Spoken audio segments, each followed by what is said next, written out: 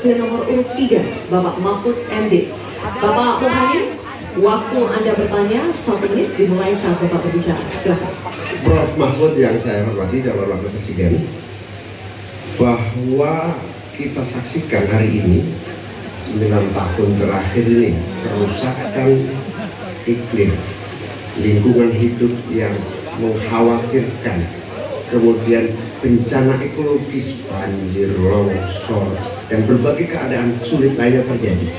Ini bukan main-main, ini serius. Nah, kalau mau jujur, kiamat makin dekat ini. Tapi anggap biasa-biasa saja gini. Karena itu, saya ingin menyampaikan data-data penting di catatan saya. Konflik agraria semakin banyak dan tidak diatasi. Petani kita semakin kurang memiliki hak atas akses lahan. Bahkan banyak yang masih 17 juta di bawah setengah hektar. Ini bukan soal nakut-nakuti, ini fakta yang harus kita atasi. Bagaimana menurut Pak Mahfud? Apakah ini kesalahan visi atau kesalahan kepemimpinan? Baik, masih waktu. Oke, terima kasih. Selanjutnya kami persilakan kepada calon wakil presiden nomor urut 3, Bapak Mahfud MD untuk menjawab. Waktu Anda 2 menit, Bapak. Silakan. Ya, data yang disampaikan Pak Muhammad tadi sudah saya sampaikan di dalam opening speech, bahwa konflik agraria, Pak, di kantor Polhukam saja itu sekarang 2.587 untuk ini apa? Untuk masalah Polhukam saja, belum yang laporan ke polisi, belum yang laporan ke BPN dan sebagainya, itu bisa puluhan ribu. Artinya data itu saya benarkan dan sudah saya katakan lebih dulu sejak tadi.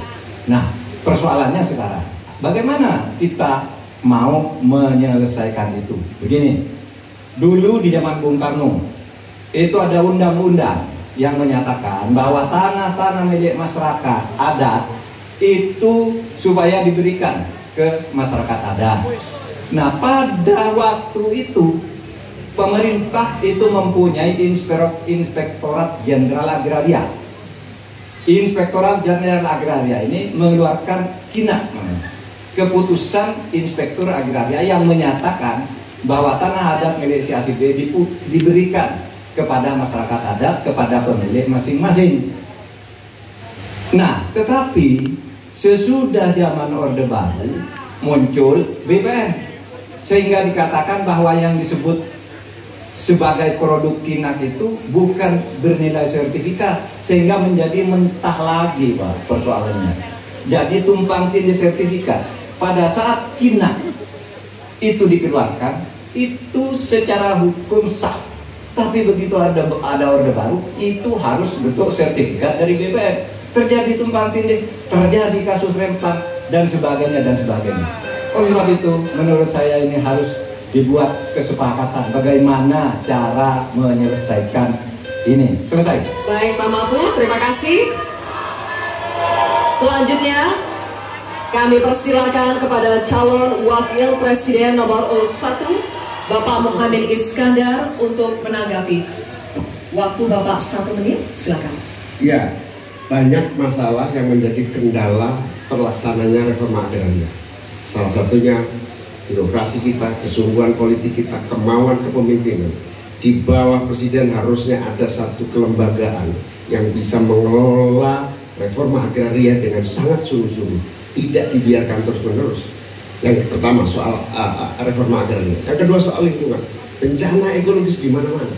Saya tidak menyalahkan siapapun ya. Ini sebuah fakta yang harus kita antisipasi bersama dengan baik-baik, bahwa kita sedang mengalami ancaman bahaya lingkungan dan krisis iklim yang sangat mengerikan.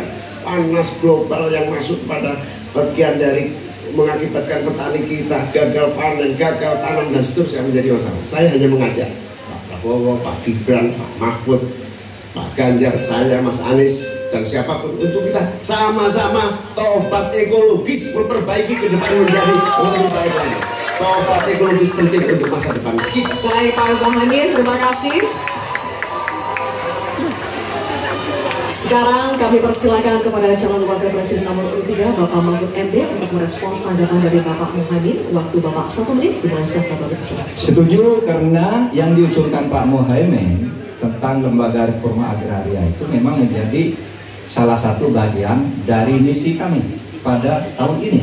Jadi kami punya tim reformasi hukum nasional yang melibatkan pakar dari berbagai kampus. Kesimpulannya, masalah agraria ini harus ada sebuah badan khusus yang nanti menangani. Misalnya begini, ada sekian ribu kasus, ini yang berat dikategorikan 3 misalnya.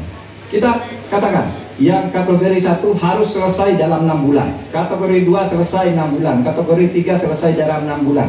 Lalu kita mulai lagi menata kehidupan kita di bidang pertanahan. Sehingga tadi proses deeding atau kesepakatan untuk kinak dan sertifikat tanah itu akan menjadi bagian dari apa yang sudah kami rencanakan.